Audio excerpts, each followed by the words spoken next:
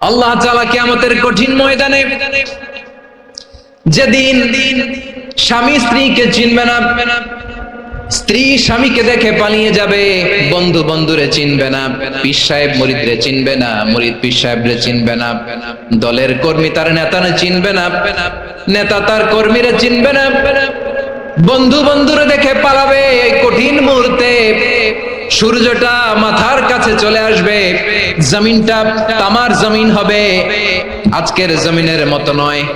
মানুষ ঘর্মাক্ত, ক্লান্ত, শ্রান্ত মাথার মগজগুলো কানের ছিদ্র আর নাকের ছিদ্র দিয়ে বেয়ে বেয়ে পড়বে। বিশ্বনবী ফরমান, কিয়ামতের ওই কঠিন ময়দানে 7 শ্রেণীর ব্যক্তিকে রব্বুল আলামিন তার আরশের নিচে ছায়া দিবেন।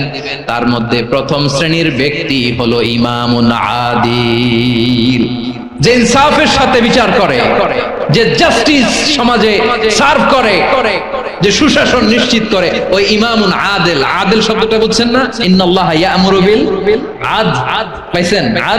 আদিল। 7 শ্রেণীর ব্যক্তিকে আল্লাহ